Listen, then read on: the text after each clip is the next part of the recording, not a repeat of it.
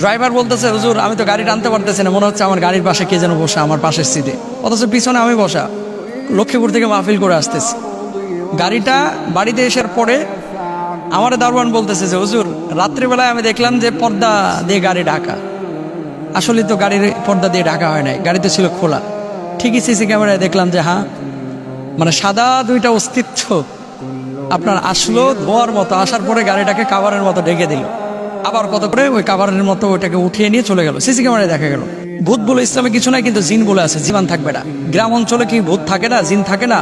ভূত থাকে না, জিন থাকে। যেখানে চর্বির গন্ধ যত বেশি থাকবে সেখানে জিনের উৎপাত তত বেশি বেড়ে যাবে।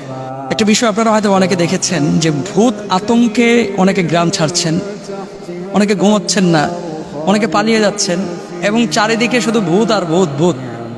এই বিষয়টা নিয়ে আসলে যদি কিছু বলতেন। দেখেন, খুব ইম্পর্টেন্ট একটা বিষয় আপনাদেরকে বলি, ইসলামে ভূত বলে কোনো শব্দ নাই, শব্দ আছে জিন। অল জান্না খলাকনাহু মিন ক্বাবলু মিন নারিস সামুম। জিনকে আল্লাহ সুবহানাহু ওয়া তাআলা তৈরি করেছেন কি থেকে জানেন? আপনারা যখন মোমবাতি জ্বালান, যখন ম্যাচের কাঠি জ্বালান, হারিকেন দেখেছেন অনেকে হয়তো বা, যখন আগুনটা জ্বালান, আগুন জ্বালানোর পরে যখন দাও দাও করে আগুন জ্বলে, আগুনের ওপরে দেখবেন যেখান থেকে ধোঁয়া ওঠে, এই ধোঁয়ার ঠিক নিচে এবং আগুনের মাঝখানে সাদা একটা আবরণ দেখা যায়। এটাও কিন্তু মারাত্মক গরম। সাদা এই অংশ থেকে জিনকে আল্লাহ সুবহানাহু ওয়া তাআলা তৈরি করেছেন।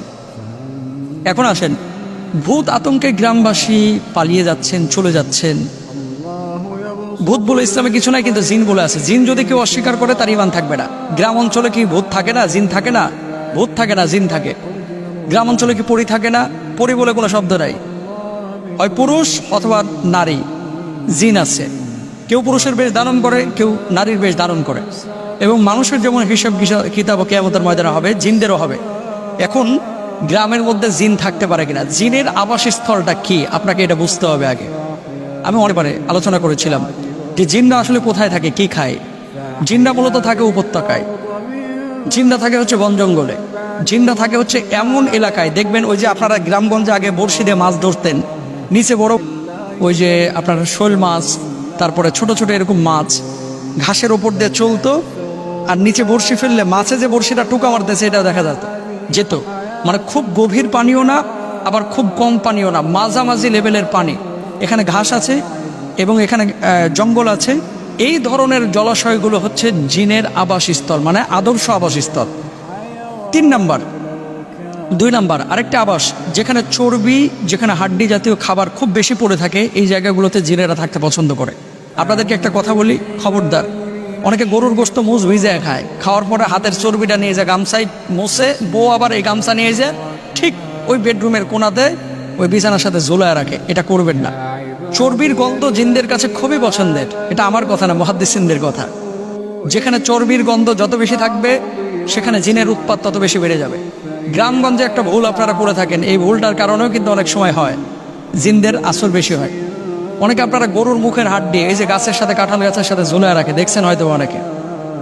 আল্লাহ রাসূল সাল্লাল্লাহু আলাইহি ওয়াসাল্লাম বলতেছে জিনদের খাবার হচ্ছে হাড্ডি। কি পায়ের নলা ফেলায় দেন না চুইসে আপনারা?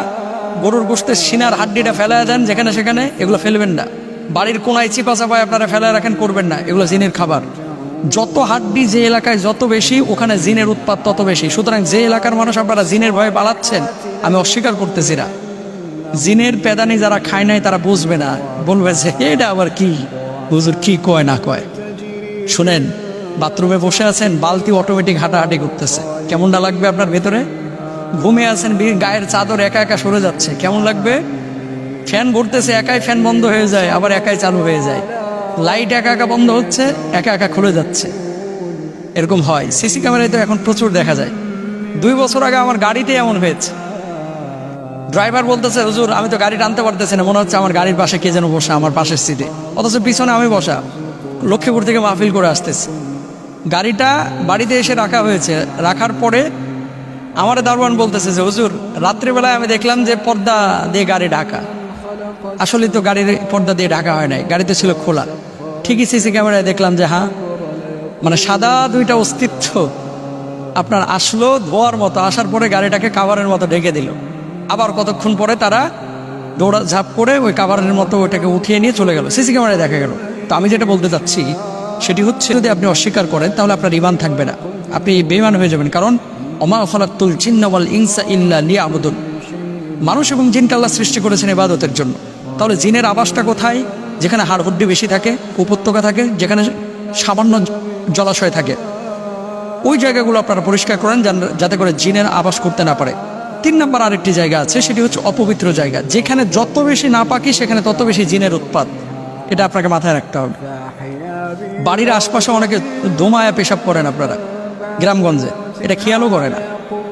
পেশাব করছে বাচ্চা কাচ্চা, পেশাবের কাপড় নিয়ে যাও ওই কোনায় ঠুসে রাখে, এগুলো জিনদের আবাস, এগুলো পছন্দ করে, এগুলো করবেন না। বাঁচার জন্য উপায় কি? তাহলে পবিত্র জীবন ধারণ করতে হবে, হাড্ডি এগুলো ফেলে রাখা যাবে না, জলাশয়গুলো কেটে ফেলতে হবে, সারাক্ষণ পবিত্র অবস্থায় থাকতে হবে, আয়াতুল কুরসি 5 ওয়াক্ত নামাজের পরে বুকে ফুৎকার দিতে হবে। এবং যে সমস্ত এই অঞ্চলগুলোতে, এই এলাকাগুলোতে আপনারা ভয় পান, সে সমস্ত এলাকাগুলোতে পারলে চেষ্টা করবেন মোবাইলে লাউড দিয়ে সূরা বাকারা ছেড়ে রাখতে। যেখানে জিনের উৎপাত বেশি ওখানে লাউড দিয়ে সূরা বাকারাটা ছেড়ে রাখেন। আপনি তো পড়তে পারবেন না, প্রতিদিন 2.5 পারা তেলাওয়াত করা সম্ভব না, যদি পারেন নিজে পড়েন, নাহলে সূরা বাকারা জোরে করে ছাড়া রাখেন। ইনশাআল্লাহ তাআলা এই ধরনের জিন, ভূত, পরী, পেতনি কিচ্ছু থাকবে না। আর যারা এই যে আমাদের কাছে অনেকে প্রশ্ন করে, হুজুর পরী বিয়ে করার কোনো আমল আছে কিনা, এরকম প্রশ্নও কিন্তু অনেকে করে। শোনেন, এগুলো হচ্ছে কাল্পনিক বিষয়। যারা এরকম গল্প উপন্যাসে পড়ে পরীকে বিয়ে করার জন্য অস্থির হয়ে আছেন, এটা সম্ভব না। জিনকে মানুষ বিয়ে করতে পারে না। এটা সুলাইমান আলাইহিস সালাতু ওয়াস সালামের সময় সম্ভব ছিল। সুলাইমান নবীর মা নাকি ছিলেন একজন জিন, স্ত্রী ছিলেন নাকি একজন জিন, এমন বলা হয়, কিছু কিছু বক্তব্য থেকে পাওয়া যায়।